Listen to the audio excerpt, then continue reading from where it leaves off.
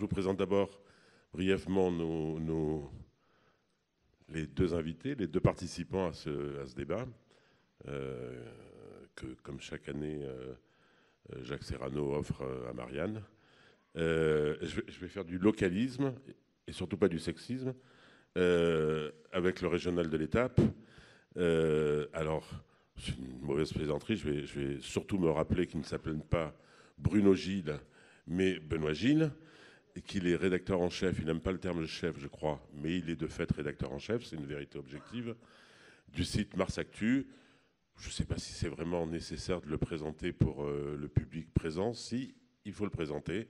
Mais à Mars Actu, c'est un site d'information et d'enquête qui a un peu plus d'une dizaine d'années d'existence aujourd'hui, mais deux vies relativement différentes, puisque, si je ne dis pas de bêtises, une partie une partie des salariés de l'entreprise ont racheté leur propre entreprise.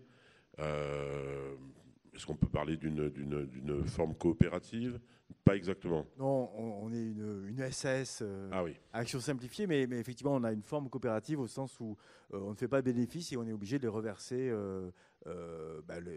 pour faire des investissements. Donc, on n'a pas la forme coopérative. Vous êtes intellectuellement une coopérative. Et donc, on peut dire de Mars Actu que c'est un peu le cousin provincial de Mediapart. Oui, ils sont actionnaires Et ils sont actionnaires, je crois, toujours à hauteur de 10% ou... Oui, 11%. 11%. Ah. Non, ils n'ont pas progressé, ils ont toujours été à 11%. Ils ont toujours été à 11%. Ah, ça m'enlève un argument. Voilà. Isabelle Barberis, qui n'est pas, alors, elle, mais ça va être l'intérêt du débat, qui n'est pas directement dans le monde médiatique, puisqu'elle vient du monde universitaire. Elle est chercheure associée au CNRS. Non. Non. Qu'est-ce que j'ai encore dit? Non, mais je sais que ça traîne. Mais oui, je dis non parce qu'à chaque fois qu'on m'attribue ce titre qui date d'en fait d'il y a 10 ans, il y a toujours un con sur les réseaux sociaux qui va dire il y a Isabelle Barberis qui ment sur sa titulature. Et donc, ah oui, exact. Non. Oui, je ah oui, ben oui.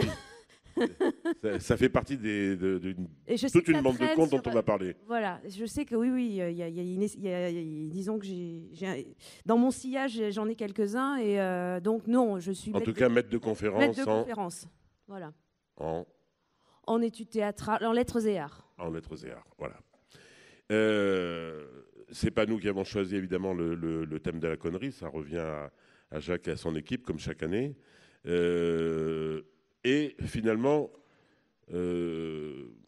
pour l'illustrer dans le champ qui nous concerne, une petite précision. Isabelle, d'une certaine manière, à côté de son travail universitaire, est devenue, ce que je pourrais appeler, pardon du néologisme, une intervenante dans le champ médiatique, que ce soit sur des blogs, dans des journaux papier, comme d'ailleurs Marianne, où elle est régulièrement intervenue ces derniers temps, ou d'autres publications, pour défendre un certain nombre de combats qui lui semblent importants contre ce qu'on appelle couramment la pensée postmoderne et que je dirais ces applications en France, ce qu'on appelle la cancel culture, le woke. Voilà, vous voyez probablement à quoi on fait allusion.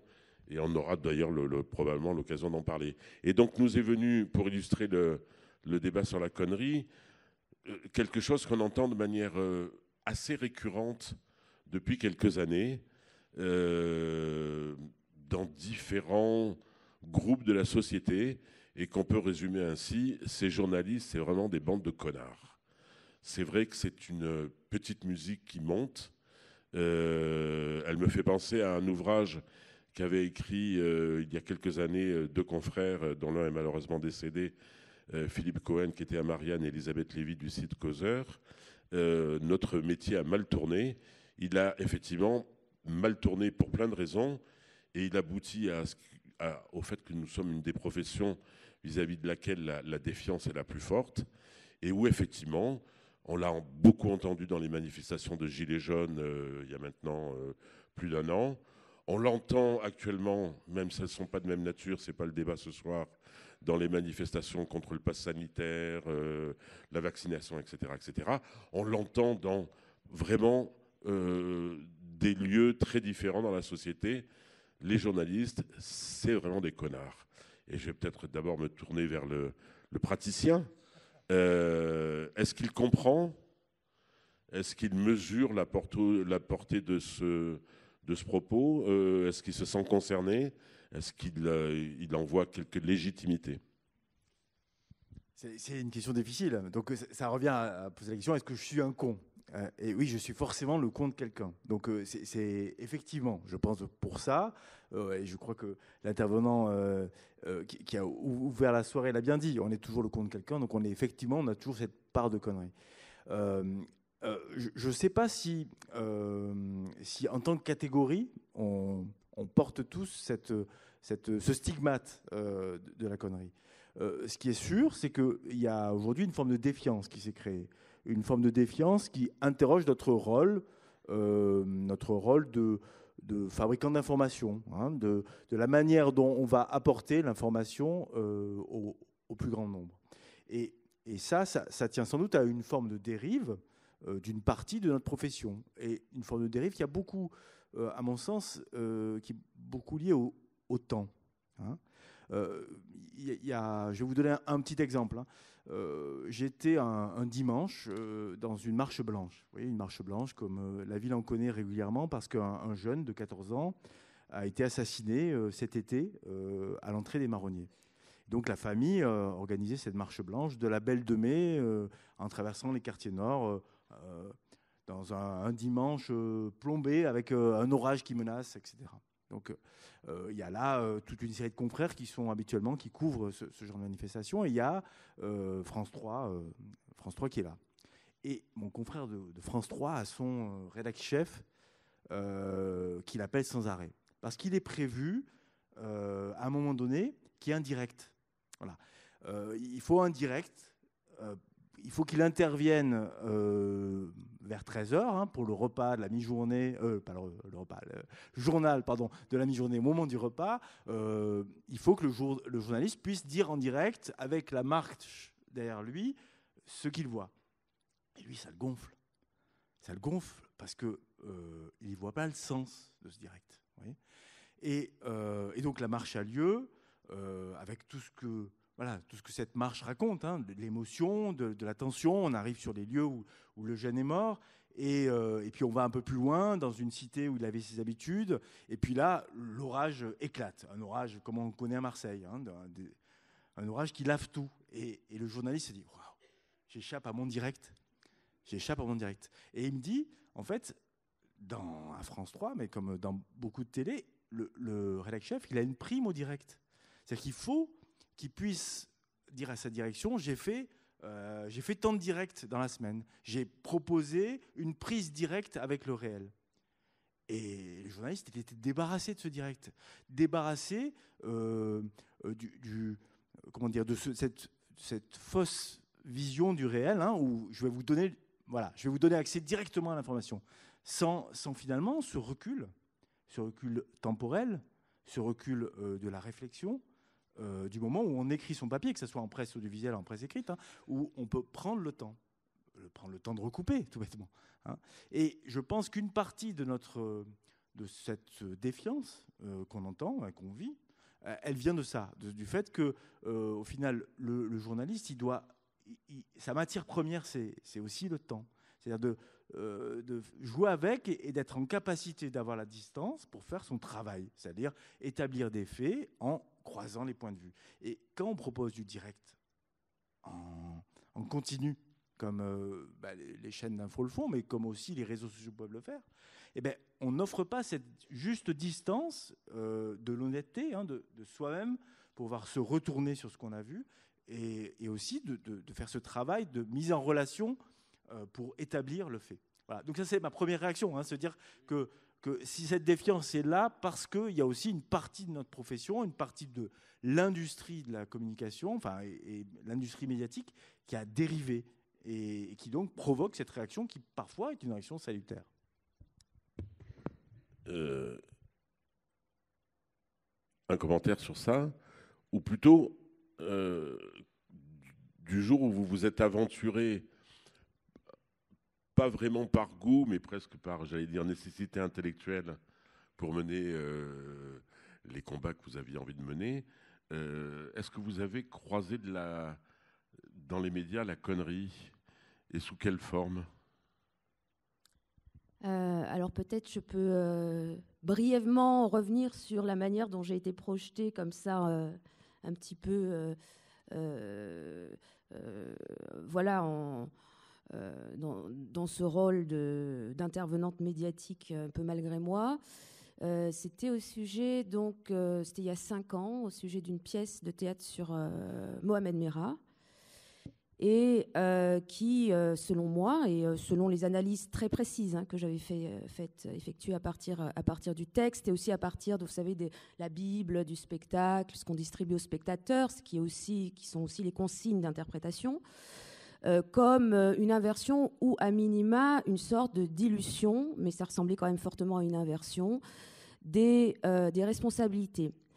Alors, ce qui ne veut pas dire, par exemple, je suis en désaccord avec la présentation de Maxime Revers, qui incite à sortir de ce que Nietzsche appelle l'instinct de causalité, et qui est néfaste, qui produit donc des monismes. Mais je dirais qu'il y a une autre forme de connerie qui est aussi la dilution de toute chaîne de causalité, et que donc c'était un petit peu ce processus inverse, et qu'on retrouve par exemple dans la bureaucratie. La bureaucratie, par essence, c'est la dilution des responsabilités.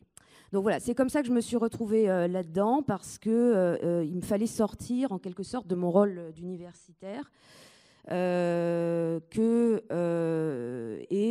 ce discours, cette analyse-là ne pouvait pas uniquement s'adresser à des étudiants qui par ailleurs avaient un programme, voilà, d'agrég, ça ne les concernait pas directement. Et alors ensuite, est-ce que j'ai été... oui, il y a... Ou je peux le reformuler différemment. Est-ce que vous avez trouvé de l'intelligence dans ce milieu? Alors oui, donc moi je ne pense pas du tout, par exemple, que la médiacratie... Enfin, je suis quand même très très prudente à l'égard de ces accusations. Justement, ce sont des accusations systémiques. C'est un mot qui est partout en ce moment. Et en général, ce mot de systémique dissimule de la connerie. Donc, mettre tous les médias dans le même sac, c'est comme parler de manière systémique de sexisme. Évidemment, le sexisme existe. C'est parler de racisme systémique. Le mot systémique, en fait, en général, c'est l'instinct de causalité. C'est un monisme qui, à partir d'un déterminant unique, donc...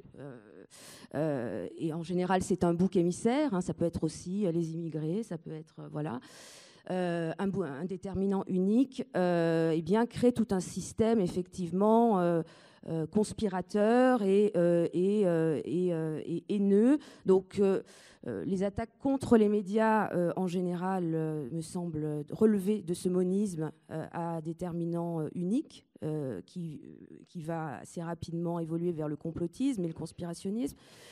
Mais il y a quand même à dire, évidemment, sinon on ne serait pas là, sur des cas spécifiques de médiaconnerie, sans doute. Voilà. Qui seront peut-être pas ceux d'ailleurs que pointe Benoît, qui lui parle de dérive de la profession. Il en a donné un exemple qui était très éclairant, en plus, qui était effectivement intéressant sur le temps. Mais j'imagine que ces dérives, dans votre esprit, vont peut-être plus loin. Quand vous parlez des dérives de la profession, il n'y a pas que l'exemple que vous avez cité. C'est peut-être un système particulier auquel vous songiez. Une manière de... Industrie de la communication. Oui, mais je pensais aux chaînes d'infos continues, mais bon, je pense que tout le monde avait compris. Et cette nécessité d'être en prise directe tout le temps, alors que c'est pas... je pense qu'effectivement, on a besoin de cette distance, on a besoin de ce temps. Mais je vais prendre un autre exemple qui va être aussi dans les quartiers nord. Et comme ça, je vais me placer au milieu, pour pas être justement celui qui désigne les cons, mais qui essaie, et ça va être... plus noble, celui qui va essayer de réfléchir sur lui-même.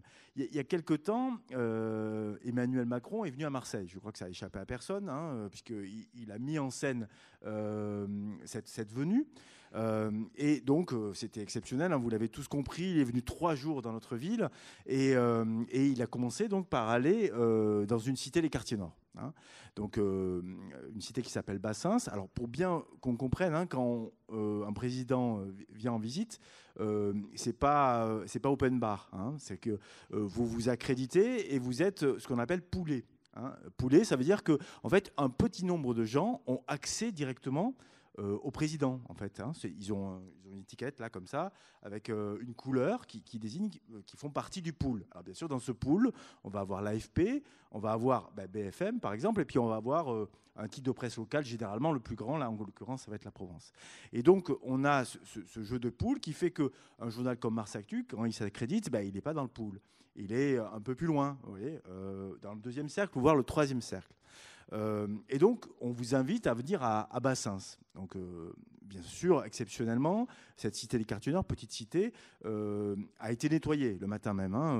Il y a des agents de la métropole qui sont venus nettoyer. Et bien entendu aussi, les choufs que vous voyez, donc les guetteurs du réseau qui sont habituellement à l'entrée de Bassins, là, ils ne sont pas là. Hein. Ils ont eu un jour off.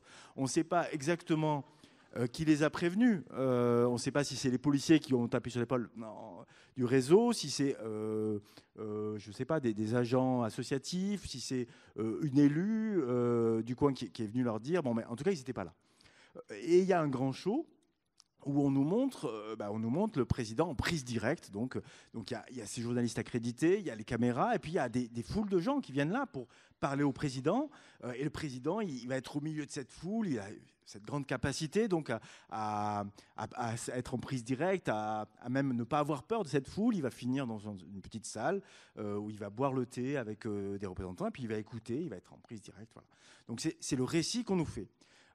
Et donc nous, qu'est-ce qu'on peut raconter là ? Si on est dans le second cercle, on n'a pas l'étiquette orange pour pouvoir rentrer avec lui, on raconte quoi ? On raconte le cirque médiatique. On raconte la mise en scène de la communication par le président de la République. Sauf que cet article-là, nous on l'a déjà raconté, mais à chaque visite ministérielle, on le raconte. Parce que c'est à chaque fois le même jeu qui se joue, d'une mise en scène et des médias qui vont être acteurs de cette mise en scène. Donc, qu'est-ce qu'on a fait ? On s'est dit, demain, on a son programme, il va au Laurier, une autre cité du même type, avec les mêmes guetteurs. Donc, où il va visiter cette fois-ci une école, et on va aller au Laurier. On va interroger les gens qui sont acteurs de cette école, et puis je fais donc le tour des Lauriers. Et qu'est-ce que je rencontre dans cette grande cité des Quartiers Nord, c'est une grande barre, hein, comme il y en a beaucoup dans cette ville, une grande barre un peu en forme serpentine, là, mais très haute. Donc, à l'ombre de la barre, je rencontre des pères de famille qui me racontent comment, dans cette cité qui a été en partie rénovée, hein, qui est il y a un hôpital, il y a des médecins, il y a un centre social tout neuf, ils vivent dans une difficulté qui est liée à la présence permanente d'un réseau de narcotrafic, hein, et qui est là en permanence et qui leur pourrit la vie. Hein. Bon. Donc je recueille ces témoignages, ils me parlent et ils jettent des coups d'œil autour d'eux, et puis je fais le tour de la barre. Et je sais très bien ce qui va m'arriver quand je vais faire le tour de la barre. Je sais très bien. Parce que faire le tour de la barre, c'est aller à l'entrée, hein, de la cité. Et là, il y a ceux que je vais voir finalement. Hein. Il y a les deux choufs qui sont affalés. Il est 10h30 du matin, donc ils commencent leur journée, ils ne sont pas sont pas actifs et qui fument des pétards, donc ils sont un peu émoussés. Mais par contre, ils me voient et je suis pas normal, je suis pas quelqu'un qui repère, et c'est un peu tôt pour que je sois un client. Et donc il me dit, mais viens toi, qu'est-ce que tu fais là ? Et donc je viens, j'explique qui je suis, donc je me mets dans le rôle du journaliste. Je dis voilà, je suis journaliste, je viens voir cette cité puisque le président va la visiter demain. Vous devez être au courant, hein, il va visiter l'école qui est là derrière. Et donc ils sont un peu désarçonnés. Il y en a un qui me dit, le chef des choufs, il me dit ah mais moi je vais le sniper, Macron. Je vais mettre un sniper moi je vais le sniper. Bon, c'est parfait, j'ai ma réplique. Hein. Donc je note. Sauf qu'à ce moment-là, arrive une voiture et que lui, c'est un professionnel. Donc il a repéré que la plaque de la voiture, c'est une des plaques qu'il connaît, des voitures banalisées du commissariat Nord. Et donc il crie, il dit Il dit « Ah, bougez-vous !» Il va dire à ses choufs « Mais bougez-vous !» Les choufs se réveillent et finalement, il court, il crie « Arra !» pour prévenir qu'il est là. Et puis, il retourne me voir et il me dit « Toi, tu étais avec eux.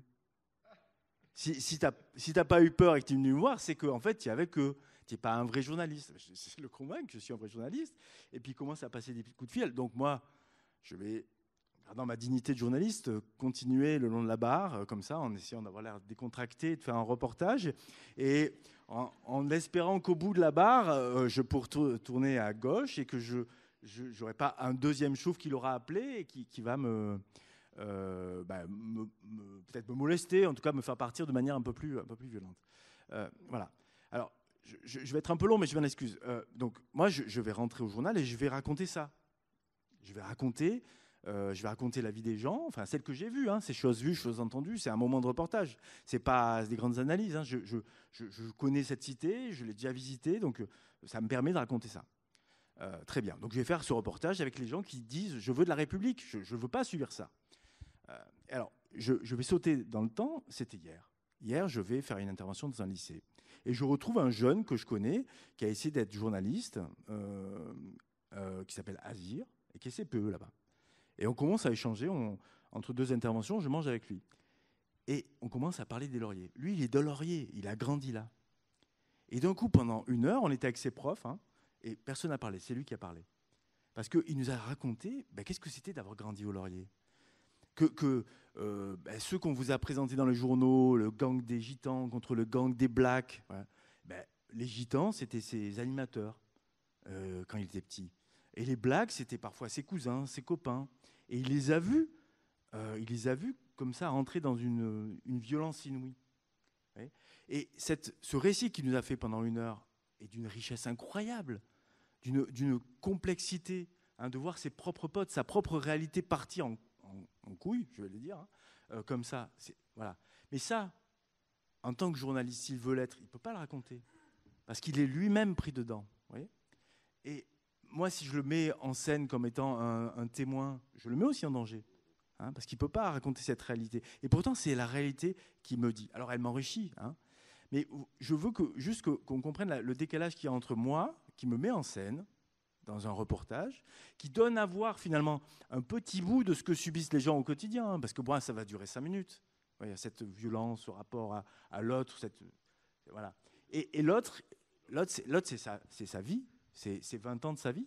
C'est 20 ans de sa vie qu'il a vu, c'est cette ville qui a basculé, qu'il vit. Vous voyez ? Et donc, moi, je m'imprègne un peu de ça, ça me fait réfléchir, mais je vois aussi la limite qu'il y a au jeu de rôle, vous voyez ? Et peut-être au jeu de con qu'il peut y avoir à mettre en scène, à un moment donné, de donner une réalité qui est beaucoup plus complexe et beaucoup plus riche que ça. D'accord, mais quand même, la leçon à tirer, et notamment de la première partie du récit, c'est que ce que vous faites, c'est par un travail finalement basique de journaliste qui ne se contente pas du storytelling qu'on lui donne, et qui donc, d'une certaine manière, à sa façon et avec ses propres limites sur la mise en scène, lutte quand même contre, en tout cas c'est la morale de la petite histoire, lutte contre le storytelling des pouvoirs, en l'occurrence. Voilà. Et la question que j'ai envie de poser à Isabelle, c'est que il y a ce pouvoir-là, qui est un pouvoir d'État, mais il y a d'autres pouvoirs. Et on revient à notre sujet sur, oui, quand même, oui, il y a de la connerie. Il y a d'autres pouvoirs qui sont des pouvoirs idéologiques auxquels vous avez peut-être été confrontés et dont qu'on pourrait qualifier là aussi de conneries contemporaines. Oui. J'ai l'impression que dans le champ médiatique, je ne vais pas donner de noms de journaux ou quoi que ce soit, ce n'est pas du tout le but. Mais en tout cas, c'est 2 formes de conneries que j'ai essayé de dessiner, celle de la dilution des responsabilités ou des chaînes causales qui peut aller jusqu'à la carnavalisation du réel, qui peut aller jusqu'à créer un double du réel, un double médiatique du réel, pour utiliser un petit peu la métaphore de Clément Rosset. Hein, on se crée des doubles du réel pour ne pas les affronter, des discours de dédoublement. Pour moi, par exemple, le discours décolonial est un pur discours de dédoublement du réel. Et donc il y a des médias qui sont spécialisés dans cette opération-là de dédoublement et de dilution et de carnavalisation. Et puis il y a d'autres médias qui sont spécialisés au contraire dans je tape toujours sur le même clou. Je tape sur mon clou, je tape sur mon clou, je n'ai qu'un clou, je tape sur mon clou, c'est mon clou, c'est mon clou, c'est mon clou. Et non, je donnerai pas. Je me suis. Ah. Oh, je vais donner. Oui, ça peut être. Chez Rivarol, évidemment, ça va être le juif. Mais il y a. Voilà, même dans la critique du wokisme que j'ai beaucoup pratiqué, il y a aussi une manière parfois de monopoliser le clou. Voilà. Et donc, par exemple, une certaine critique du wokisme qui se retourne en défense du mâle blanc assiégé. Donc, je tape sur... Et on retombe quand même aussi sur ce qui a été décrit en première partie, c'est-à-dire là, le piège réactif, la rivalité mimétique, devenir aussi con que le con. C'est la rivalité mimétique. C'est la gémellité, qui peut être le dualisme, qui peut être blanc, noir, homme, femme, cette ambiance un peu de guerre dualiste, et c'est vrai qu'entretiennent les médias, puisque moi, ce qui me frappe dans le champ médiatique, c'est que il y a très peu de médias, et là je peux nommer Marianne, parce que je pense que ça en fait partie, où il y a des surprises de lecture. Et ces surprises de lecture, en général, signifient qu'il y a du pluralisme et du débat à l'intérieur d'une rédaction. Moi, je connais le travail de comité de rédaction plus en tant qu'universitaire. Je l'ai peu pratiqué pour la presse, même si là, en ce moment, j'ai une expérience avec le magazine Franc-Tireur récente qui s'est mis en place. Bon. Mais il me semble que c'est cette espèce de pluralisme et de tension et de contradiction qu'il peut y avoir, que ce soit dans une équipe d'universitaires ou dans un média qui en fait aussi la richesse. Or, j'ai l'impression que les médias occupent des positions qui sont monocordes. Voilà. On est dans l'unisson, chacun, effectivement, dans son créneau. Ce sont des effets de clientèle, j'imagine, qu'il y a derrière. Voilà. Donc, est-ce que ce n'est pas effectivement ça une réalité de nos métiers, c'est-à-dire que on ne se parle plus. Le dialogue entre les médias, qui est supposé être... source d'intelligence comme le dialogue dans la société, ce dialogue est devenu très difficile. C'est-à-dire que les médias, qu'ils soient numériques ou de papier, sont vraiment dans des champs un peu arc-boutés derrière des miradors. Est-ce que vous n'avez pas ce sentiment-là? Alors peut-être pas, c'est peut-être la différence d'être à un niveau local et en plus face à un journal qui a eu longtemps une sorte de monopole d'héritage. Est-ce qu'il n'y a quand même pas ce problème qu'on évoque? L'idée qu'on serait chacun dans une forme de rapport de clientèle, c'est ça, avec ça? Oui, c'est ça, de rapport de clientèle et vraiment arc-bouté sur sa part de marché, qui peut être très différente selon...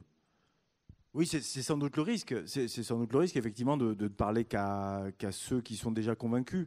Et donc de s'enfermer sans regarder ce que fait l'autre. Après, moi, j'ai l'impression quand même qu'on est toujours obligé de se positionner par rapport aux autres. Et nous, on est le petit journal par rapport, je le dis tranquillement parce que j'ai traversé les rédactions à la fois de la Marseillaise et de la Provence, même si ce n'était pas la Provence directement. Donc je n'ai pas d'animosité pour aucun de ces journaux, mais pour le coup, on se pense aussi en contrepoint, en contre-pouvoir par rapport à ces journaux installés. Je pense surtout à la Provence qui en plus ici a à Marseille a eu un lien très fort avec le pouvoir, puisqu'elle était même propriété du maire de Marseille pendant des années, après avoir aujourd'hui rejoint la propriété, même s'il y a un doute par rapport à ça aujourd'hui, de la famille Tapie ou de ses créanciers, en l'occurrence tout. Mais oui, effectivement, il y a peut-être ce risque-là et le risque qu'on ne soit pas en capacité de se débattre. Mais moi, ce que j'aimerais qu'on garde à l'esprit, c'est que moi, je suis littéraire. J'ai pas de formation, j'ai pas une formation d'école de journalisme. Je le regrette par certains aspects, mais j'ai une formation littéraire. Et quand je pense à mon métier, je pense toujours à Fabrice Del Dongo dans La Chartreuse de Parme, voilà, qui traverse la bataille de Waterloo sabre au clair, sans rien du tout voir de la bataille de Waterloo. Et je pense que le métier de journaliste doit se faire avec cette petite voilà, cette petite pensée égotiste à côté, là, sur son épaule, qui dit regarde cette scène, c'est une scène, et prends la distance vis-à-vis de cette scène. Voilà. Et c'est ça qui doit nous protéger peut-être des effets de certitude qui accompagnent nos métiers et qui peuvent accompagner aussi le rapport qu'on a à ce moment. Ils sont très forts depuis quelque temps, qui sont plus forts qu'avant. Oui, peut-être. C'est-à-dire que la part d'incertitude, elle se diminue régulièrement. Oui, et puis on est effectivement sur des arc-boutants. D'abord, parce que les parts de marché se réduisent elles-mêmes et qu'il faut bien les défendre, y compris en s'arc-boutant sur une supposée identité éditoriale, sinon idéologique, et qui ne favorise effectivement guère de fait la circulation des idées. On a, enfin, pour parler de Marianne, on a quand même souvent le plus grand mal quand on veut faire dialoguer des confrères très différents, on a le plus grand mal à les réunir. Voilà. Parce qu'il y a aussi peut-être un défaut qui est un défaut très actuel, que de penser que le journal doit être le vecteur des opinions et que le journaliste doit être celui qui donne son opinion. Voilà, moi, c'est pas comme ça que j'entends. Il peut être le vecteur des débats, en revanche. Ah, de débats, oui, ça j'entends, et nous on en fait. Et je pense c'est une de ses fonctions quasiment de tout temps. Mais malheureusement, on s'aperçoit que les médias aujourd'hui sont surtout des vecteurs d'opinion et invitent des gens qui ont des opinions. Et parfois, moi, je croise des Marseillais dont je pensais qu'ils étaient, par exemple, des acteurs associatifs et qui deviennent, par le truchement médiatique, uniquement des porteurs d'opinion, et ils vont donner leur opinion sur absolument tout. Et ça, je ne pense pas que ça soit notre travail de journaliste. Alors, c'est peut-être le travail, effectivement, de médias, mais pas le travail du journalisme. Moi, je ne donne pas mon opinion. Elle transparaît sans doute, parce que je ne suis que ce que je suis.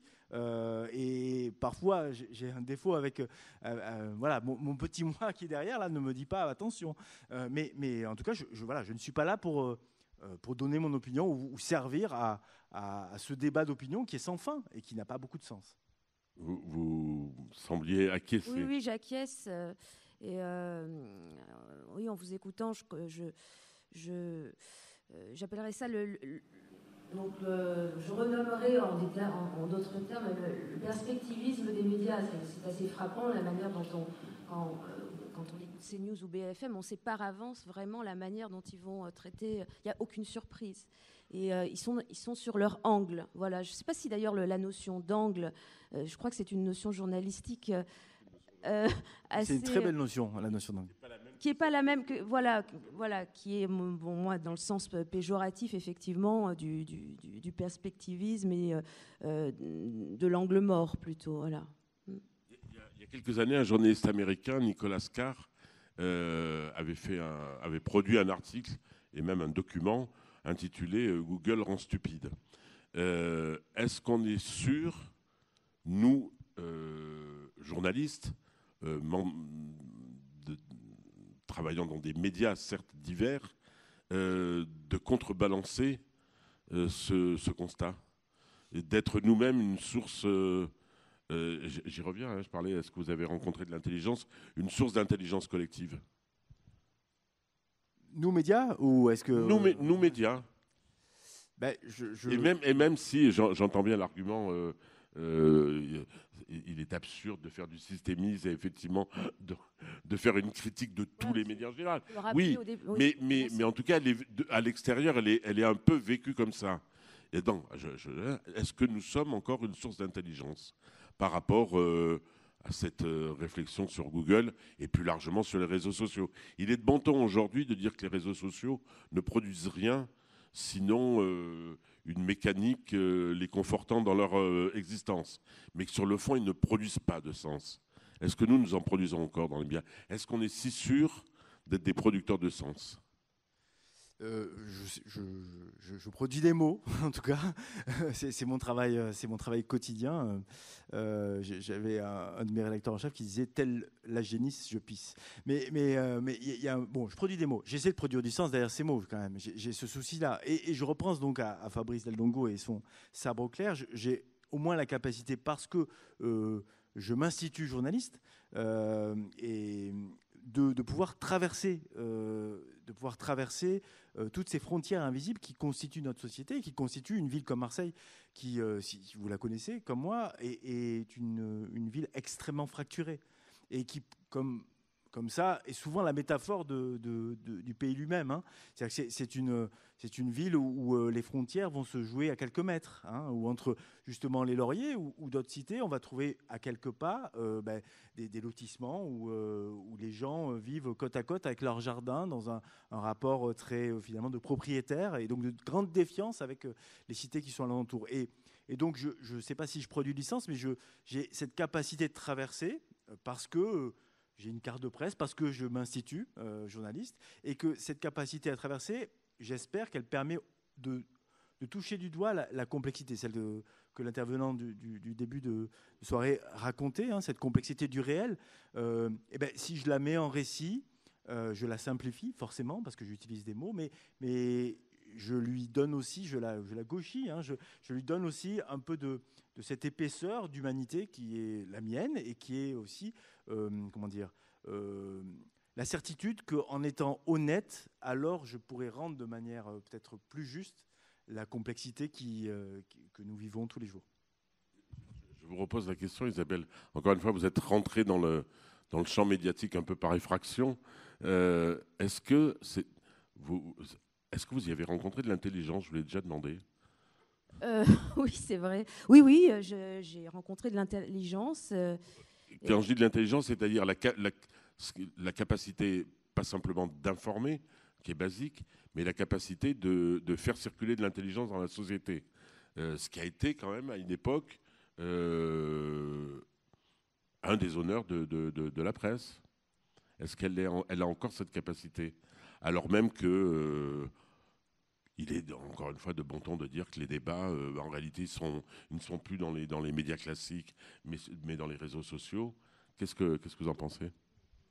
J'ai eu l'impression que les médias, même si les premiers frémissements n'ont pas été faciles, mais ont progressivement créé des espaces de dissonance cognitive qui aujourd'hui quand même sont beaucoup plus présents qu'il y a 5 ans ou 10 ans, où j'ai l'impression quand même que les choses étaient particulièrement uniformes. Après, ces dissonances aussi peuvent devenir guerrières aujourd'hui, menaçantes. Ce qu'évoquait d'ailleurs également Maxime d'une certaine manière. Voilà, c'est toute autre chose. Là où j'ai rencontré quand même, je rencontre le plus de bêtises, c'est évidemment, mais vous en parliez, mais je crois qu'il faut quand même un petit peu en parler, c'est la question des réseaux sociaux qui concerne aussi les médias traditionnels, on va dire, qui ont une tendance, pour des logiques de rentabilité, à adapter leur format à ceux qui sont produits par les réseaux sociaux. Je vais vous donner un exemple. À France Culture, par exemple, j'imagine ici, il y a des gens qui écoutent les nuits de France Culture. Moi, c'est une de mes émissions préférées parce qu'elle est lente et il y a un travail d'archives aussi qui est formidable et qui requiert énormément d'énergie de la part de la personne qui s'en occupe. Et ce type d'émission est en train, je crois que les nuits, c'est une des dernières émissions vraiment avec de la recherche archivistique de fond à France Culture au profit de formats courts et de formats qu'on appelle en jargon un peu sciences de la communication du par-l'écrit. Vous avez dû voir fleurir déjà sur les réseaux sociaux, on ne fait que du par-l'écrit, c'est-à-dire on a l'impression de parler oralement. Donc, si on reprend les catégories de Marshall McLuhan, d'être dans une communication froide, sereine, rationnelle, alors qu'en fait, on est dans un média chaud qui relève non pas du biais spatial, mais du biais temporel, c'est-à-dire de l'inscription. L'inscription, pour McLuhan, qui reprend ça à Innis, c'est de la surchauffe. Et ce par l'écrit, donc, qui relève de la surchauffe, qui confond, c'est un énorme travail qu'on a en ce moment à faire avec les étudiants, par exemple, en technique d'expression, c'est tout simplement de leur donner des éléments pour ne plus confondre l'oral et l'écrit. Parce que notre environnement médiatique nous y incite en permanence. Et cette prolifération donc, du par-l'écrit, c'est-à-dire qui est en fait une propension de l'oral à aller vers l'inscription, c'est de la médiaconnerie. Pourquoi ? Parce que l'inscription, déjà on l'entend, ça a une connotation juridique, ça fait monter les tensions interpersonnelles, ça fait monter la judiciarisation des rapports humains. Ah, tu as écrit ça sur Twitter, je vais porter plainte. Et d'une certaine manière, quand c'est écrit sur Twitter, c'est définitif. Tout à l'heure, on écoutait Brassens. On connaît tous quand on est con, on est con. Pour moi, dans la connerie, il y a quelque chose de définitif. C'est-à-dire, la connerie, c'est ce qui nous empêche, c'est les moyens qu'on met en place contre nous-mêmes pour revenir en arrière. Et les médias aussi, avec cette espèce de prolifération, selon moi, de l'inscription, qui finit aussi par détruire la diversité de tous les supports médiatiques, va dans ce sens de l'irréversibilité et du définitif, des logiques dont on ne peut pas sortir parce que c'est écrit noir sur blanc, et on est donc dans une civilisation de l'écrit, de l'inscription, qui aujourd'hui est beaucoup utilisée en termes de grief aussi. Voilà. Quand Mars Actu couvre, parce que forcément vous l'avez couvert, comment on va dire, le feuilleton Raoult à Marseille. Certains considèrent que là on a une bulle de conneries absolue, d'autres au contraire qu'on a l'expression d'une différence par rapport à des pouvoirs institutionnels qui seraient l'État, le ministère de la Santé, le lobby pharmaceutique, etc. etc. Comment vous avez couvert l'affaire Raoult ? Certains vous reprochent d'avoir été finalement, vous, le média alternatif, et qui le revendique fortement, finalement d'avoir été un média de pouvoir mainstream. Oui, on a effectivement perçu ce reproche-là. Alors, on est vraiment sur le sujet de la connerie et comment on se détermine. Oui. Alors, je ne sais pas où elle se situe, la connerie exactement, mais ce qui est clair, c'est que Raoult, nous, on ne l'a pas découvert en 2020, au moment où il a créé sa chaîne YouTube. On a commencé à écrire sur l'IHU et sur Raoult en 2017. Puis en 2018, à un moment donné où dans son institut, il vivait des problèmes de harcèlement, alors qui n'étaient pas de son fait, mais qui étaient du fait de certains des chercheurs qui étaient dans son équipe, et où il y avait donc les tutelles qui sont intervenues lourdement pour regarder comment en fait était organisé l'IHU et comment la science se faisait à l'intérieur de l'IHU. Donc à partir de ce moment-là où j'ai commencé à regarder de près, à enquêter donc sur l'IHU. J'ai documenté le personnage Raoult. J'ai travaillé longuement sur ce personnage, avec d'autant plus de difficulté qu'à l'époque, même des grands chercheurs, des personnes, des directeurs de service n'osaient pas critiquer Didier Raoult de manière en leur nom, parce que il avait une capacité de nuisance qui faisait peur à beaucoup de monde. Voilà. Et donc il se trouve que quand il y a eu l'irruption de Raoult dans la sphère médiatique, en tout cas de manière directe, puisqu'il était déjà présent dans les médias depuis longtemps, puisqu'il avait dans Le Point très régulièrement des points de vue qu'il exprimait. Donc c'était quelqu'un qui était déjà habitué à parler dans les médias. En tout cas, lui, quand on l'a vu surgir avec sa chaîne YouTube et intervenir donc sur l'épidémie, ça ne nous a pas totalement surpris, parce que effectivement, ça a donné corps dans les médias à un personnage qu'on avait documenté pendant plusieurs années.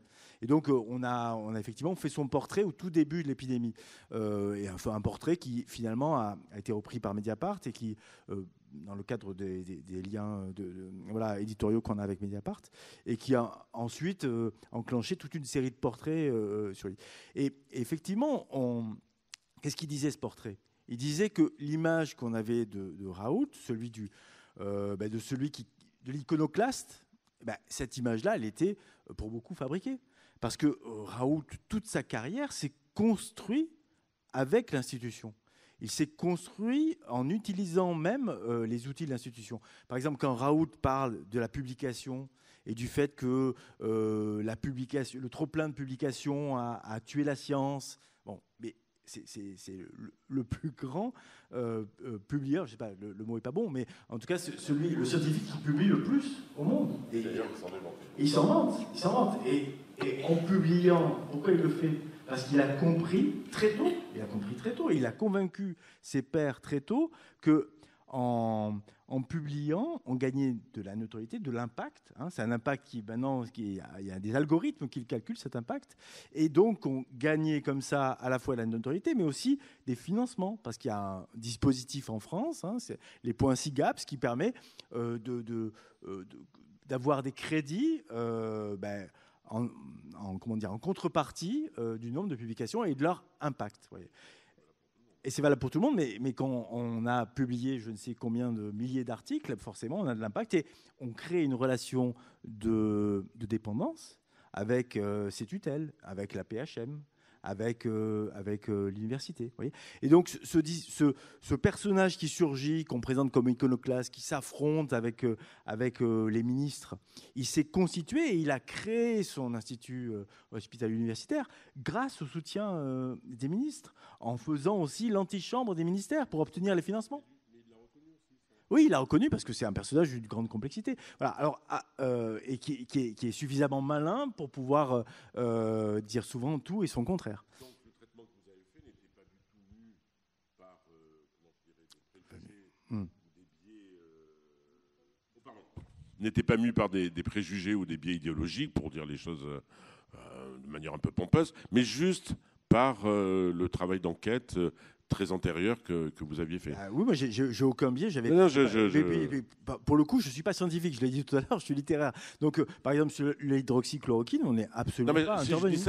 Moi, j'ai aucun avis sur l'hydroxychloroquine. Ce n'est pas à moi de dire si ça marche ou si ça ne marche pas. C'est au père de Didier Raoult. Si je pose la question, c'est que là, on a, me semble-t-il, un bel exemple de ce qu'on pourrait appeler la médiaconnerie dans le positionnement. C'est-à-dire qu'à partir d'un certain moment, on a bien vu comment des médias se sentaient obligés de se positionner au-delà même d'ailleurs, par-delà même les problèmes de vérité scientifique, etc., etc. Mais de se positionner sur ce personnage, et on peut dire éventuellement de la bulle de conneries qu'il pouvait susciter ici et là. Et donc là, ce n'était pas un positionnement au nom de la, je dirais, de la raison et de l'objectivité, ce qui ne veut pas dire que vous n'avez pas fait ce travail-là, ce n'est pas ce que je dis. Mais et qui peut expliquer peut-être aussi effectivement la défiance qu'une partie de la population a à l'égard des médias aujourd'hui, c'est-à-dire qu'ils sont face à ce qu'ils considèrent comme un jeu de rôle, où chacun, c'est ce que vous évoquez d'une certaine manière, où chacun finalement est dans un jeu de rôle, et où il semble, d'où la défiance et l'incertitude quant à la, comment je dirais, l'honnêteté, puisque vous avez employé le terme, l'honnêteté que ces différents médias peuvent délivrer. Oui, c'est un des dangers qui nous guette tous, c'est l'effet circulaire. C'est-à-dire qu'au final, je vais sortir un papier et donc quelqu'un va dire « Ah mais regardez, ce sujet est intéressant, est-ce qu'il y a un angle à tirer de ce sujet ?» Ou tout bêtement, ce personnage-là, regardez, il fait tant de vues sur YouTube, il faut absolument qu'on en parle. Et donc un premier en parle, puis un deuxième, puis un troisième. Et finalement, on ne parle plus que de ça. On le voit très bien avec Zemmour ces derniers temps, que cet effet de circularité, il est extrêmement dangereux. Donc il y a effectivement, et nous-mêmes, on peut être pris avec ça. On peut être pris là-dedans. Ça, je ne le nie pas. Et il faut arriver à avoir le recul, et le recul collectif, ensemble, dans une rédaction. C'est pour ça que c'est jamais un travail individuel, pour se dire, attention, là on est en train uniquement de reproduire quelque chose qui n'existe que dans le média, hein, cette espèce de monde parallèle qui se crée. Et il y a un danger, effectivement, quand on rentre dans cette circularité, à ne plus pouvoir s'en échapper. Et là, on peut nous le reprocher. Il y a quand même on l'a évoqué, mais un peu rapidement, les médias ont des totems aujourd'hui. Oui. Alors, des totems qui, par ailleurs, recouvrent des réalités qui, elles, existent bel et bien, peuvent être scandaleuses, appellent des réponses particulières, juridiques, étatiques, institutionnelles, mais c'est également des totems qu'on brandit, ce que vous appelez le clou. Alors, harcèlement, sexisme, transphobie, etc. etc. Comment, à partir de réalités qui peuvent effectivement exister, on en fait effectivement des totems de reconnaissance à usage particulier? Oui. Et j'ai l'impression que dans cette finalement fabrique chacun de fonds de commerce, en fait, qui sont des fonds de commerce idéologiques et identitaires, puisque Benoît évoquait le professeur Raoult. J'ai l'impression qu'il y a quelque chose aussi dans le phénomène de dégradation quand même, d'affaissement de la pensée auquel on assiste aujourd'hui, qui se passe entre l'université, et ça répond à votre question, Alain, entre l'université et les médias. C'est-à-dire que j'ai l'impression que certaines nouvelles méthodologies universitaires, comme par exemple l'intersectionnalité, sont des produits miracles pour les médias. Je vous donne un exemple, le transracialisme. Un article, 2 articles, 3 articles de Slate sur un concept qui va être inventé par un philosophe intersectionnel, enfin plutôt un chercheur en intersectionnalité. Je ne sais pas si cette discipline existe vraiment, mais en tout cas, elle est validée par les instances d'évaluation universitaire comme l'HCERS, et qui revient effectivement à prendre la question, voilà, 2 sujets médiatiques, hein, la question qui d'ailleurs correspondent à des réalités, hein. La question de la race, qui est surexploitée aujourd'hui par les médias, et la question aussi du transsexualisme, qui elle-même est très présente, et l'intersectionnalité. Donc, c'est mettre bout à bout, ces 2 thématiques identitaires pour faire surgir eh bien, un nouveau créneau, en fait, un nouveau créneau médiatique, complètement fabriqué, mais où on retrouve cette espèce de cercle, d'effet de boucle herméneutique entre la production de concepts et leur exploitation immédiate par les médias, qui sont en tout cas dans l'exploitation de cette espèce d'âge identitaire qui atomise, à la fois atomise la société et puis crée comme ça des connexions, des boutures, mais complètement artificielles, hein. Le transracialisme, je ne pense pas que ce soit véritablement un sujet de société primordial. C'est plutôt un effet de mode, hein. C'est plutôt un effet de mode. En tant qu'effet de mode, c'est une réalité. Mais voilà, en tant qu'effet de mode, puisque voilà, je pense par exemple récemment au buzz qu'a fait Christine and the Queens, qui a voulu changer de race, voilà, et donc elle s'est fait taxer d'appropriation culturelle sur les réseaux sociaux. Bon, bref. Ça peut sembler anecdotique, ce dont on est en train de parler, mais ça occupe quand même pas mal de médias et de journalistes aujourd'hui. Ça occupe du volume. Ça vous intéresse, vous, ces sujets? Pas du tout, non. Pas du tout. Pas l'impression, non. Non, pas du tout. Je pensais... oui, mais c'est une partie de l'évolution de notre métier qui existe. Ah ben, c'est pas mon métier, en tout cas, je ne sais pas de quoi ça parle, mais c'est sans doute très intéressant en termes de recherche. C'est très bien que les chercheurs en parlent, enfin que les chercheurs en parlent entre eux. C'est très bien. Moi, en écoutant ce que vous dites, je pensais à un bus. Oui. Je pensais au 31 ou 32 ou 33, les 3 traversent la Belle de Mai. Et je l'ai pris, ce bus... je l'ai pris pendant le confinement. Vous savez que quand certaines personnes à Marseille étaient obligées de prendre le bus. Ouais. Et donc je l'ai pris, je me souviens, j'avais un masque FFP2 là, que j'avais trouvé avec de la peinture. Il était plus à jour, le masque, mais j'étais content, j'avais un masque. Et j'ai pris ce bus, alors c'était 31 en l'occurrence, qui traverse une grande partie donc, des quartiers populaires de Marseille. Et je ne sais pas si elles étaient intersectionnelles, hein, ces personnes qui étaient avec moi, mais il se trouve que pour beaucoup, c'était des femmes. Pour beaucoup, c'était des femmes maghrébines ou comoriennes. Et elles étaient là parce qu'elles étaient obligées d'être là, parce qu'elles travaillaient. Et pour beaucoup, elles étaient femmes de ménage. Alors peut-être qu'elles sont très loin des débats sur l'intersectionnalisme, mais ce qu'elles vivent, elles, en tant que femmes, qui traversent la ville dans un des pires tortillards, vous voyez, en étant obligées de se confronter au nombre, hein, parce qu'il y avait un nombre imposé, vous voyez, dans les bus, on ne devait pas être plus de, je ne sais plus combien, 15, mais en tout cas, c'était au 3e arrêt, c'était faux. Au 3e arrêt, on était beaucoup plus que le quota qui était prévu. Vous voyez, je ne sais pas si... il y avait un débat là autour de l'intersectionnalité dans les médias, mais il y avait une réalité vécue par ces femmes, une réalité de notre ville, qui fait que ceux qui subissent les transports sont souvent des femmes noires, arabes, qui nettoient nos bureaux. Vous voyez ? Voilà. Mais c'est juste pour dire que c'est pas... L'intersectionnalité va parler des questions de racisme et de féminisme, il me semble. Et on va trouver à cet endroit-là des problèmes qui touchent au rôle qu'on attribue aux femmes et au rôle qu'on attribue aux femmes immigrées dans cette société. Vous voyez ? Donc je ne sais pas si c'est les bons termes d'en parler avec ces termes-là, mais en tout cas, ce que j'ai vu, découvert dans ce bus, c'est une réalité qui est une réalité de notre société. Et ces problèmes-là, ils existent dans notre société. Ils existent dans cette ville. Que ces femmes qui nettoient nos bureaux, elles disparaissent dans les transports en commun et elles habitent souvent de l'autre côté de la ville. Vous voyez ? Mais on est entièrement d'accord. L'intersectionnalité n'a pas découvert la conjugaison des phénomènes d'exploitation et le fait qu'ils puissent s'additionner. C'est même assez, voilà, ça parcourt quand même l'histoire des sciences humaines au XXe siècle.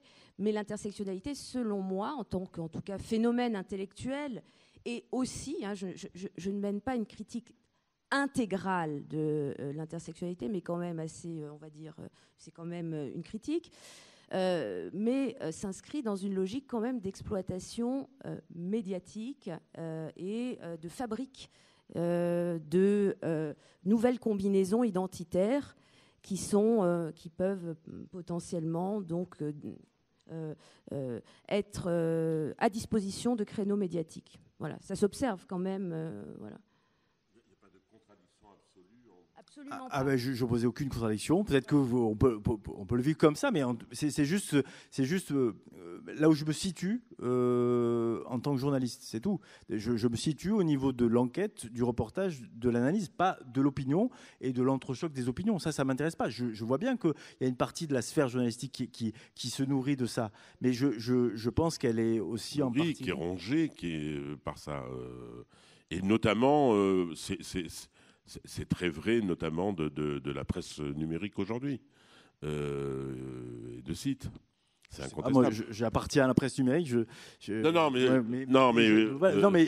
une exception. On sait très bien que Mediapart et effectivement Mars Actu à Marseille sont véritablement une exception qu'on apprécie ou qu'on n'apprécie pas au demeurant, mais dans le journalisme numérique d'aujourd'hui, qui n'est, pour l'essentiel, qui n'est pas ça. Comme le temps avance, on va peut-être conclure, mais d'abord, pareillement, comme tout à l'heure, si vous avez des questions, n'hésitez pas.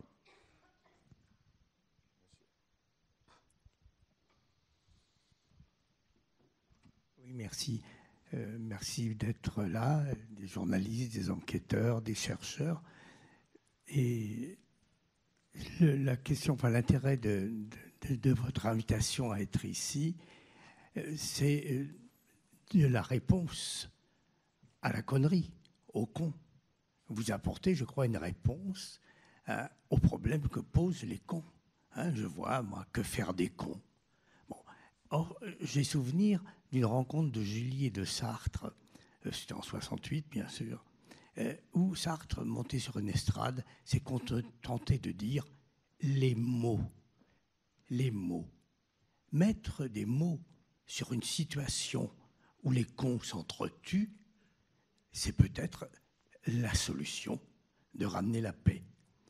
C'est pour ça que j'ai beaucoup aimé votre façon de considérer le vivant, et de mettre des mots sur le vivant, et d'en parler, parce que si on n'en parle pas, ça n'existe pas. De même, pour la recherche, de mettre des mots pour conceptualiser des choses qu'on ne voit pas et qui pourtant existent, c'est aussi, je crois. Alors ensuite, taxer les médias de conneries, je crois que c'est une grosse connerie. Nous vous remercions de ce constat qui nous rassure. Même si on a quand même une certaine lucidité sur les dérives de notre profession, qui sont, vous l'avez bien compris, pas forcément perçues de la même manière des deux côtés de la table.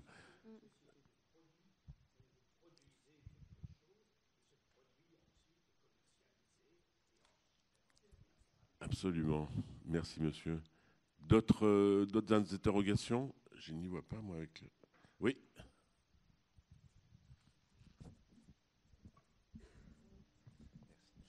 Oui, non, simplement, en vous écoutant, je me faisais une réflexion qui a, à mon sens, de nos jours, dans les médias, et surtout les médias politiques, dont vous avez essentiellement parlé, une simple logique d'effet d'échelle et d'effet domino, qui est une logique économique.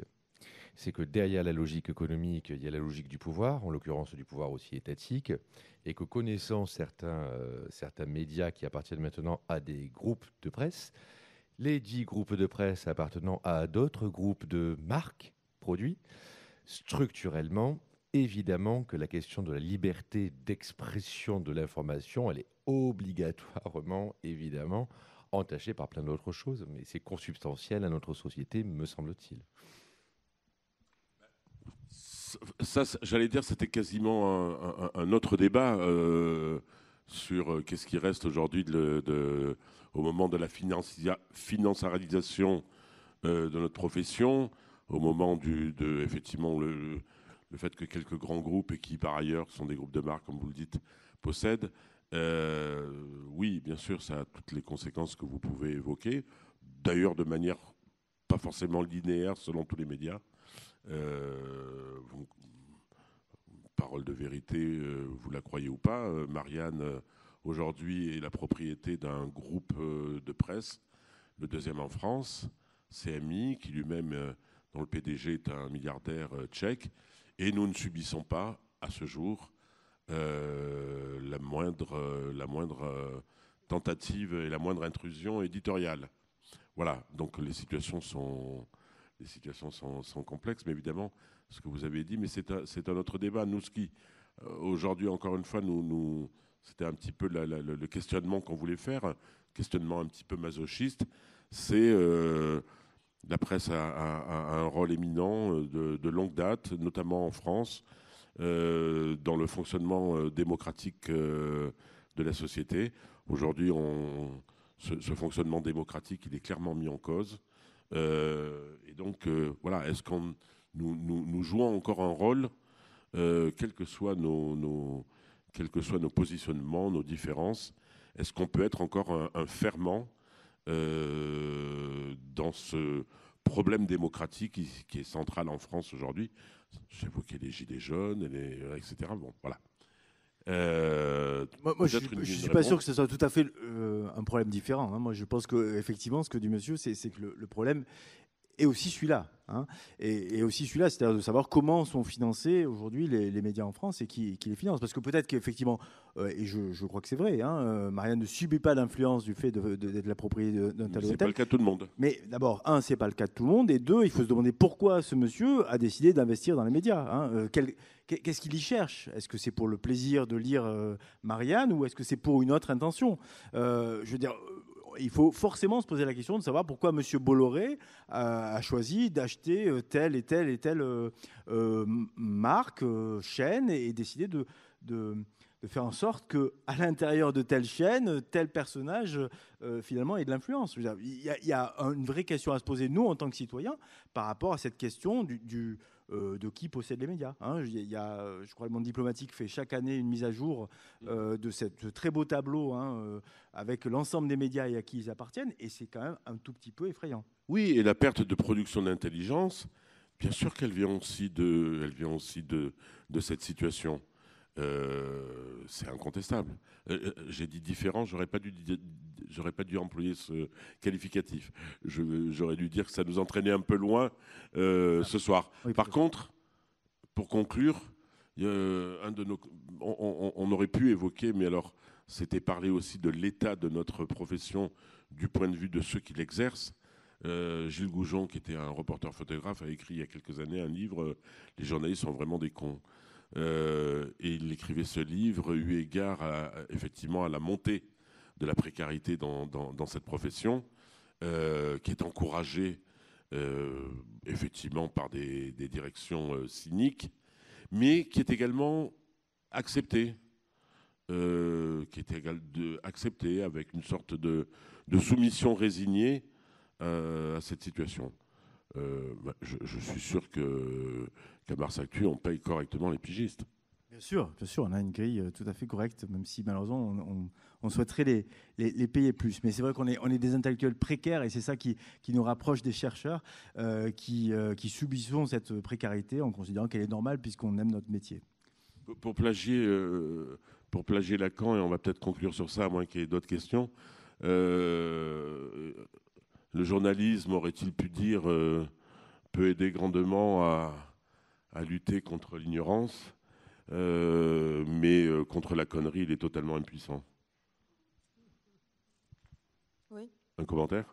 Oui, peut-être distinguer les cons et la connerie. Tant qu'il y a des cons, finalement, c'est que ça va pas si mal. Quand il n'y a plus que de la connerie, c'est là où il faut s'inquiéter, parce que la connerie est quelque chose d'impersonnel. Finalement, les cons, bon... ils sont changeants aussi. Moi, ça m'arrive d'être... Il y a des jours où je suis très, très con et il y a des jours où ça va mieux.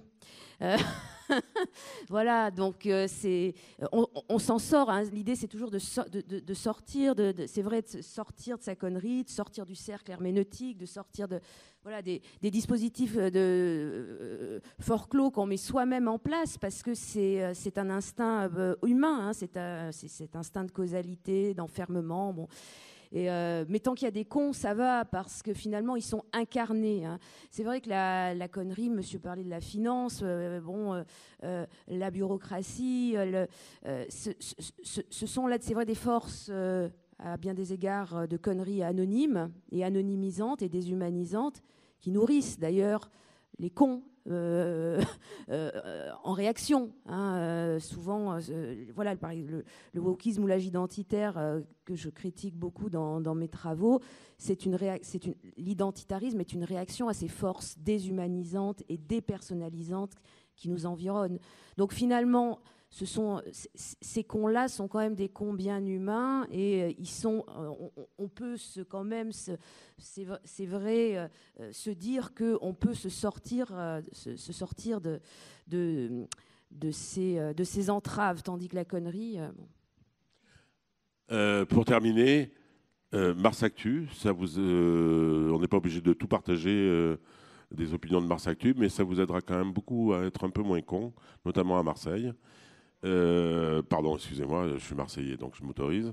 Isabelle Barbéry, son dernier livre... Le prochain sort en janvier, s'intitule « Panique identitaire, nouvelles esthétiques de la foire aux identités ». Et nous avons l'art du politiquement correct, oui. Qui était aux éditions... Au PUF. Au PUF. Merci infiniment d'être venu et d'être resté si tard.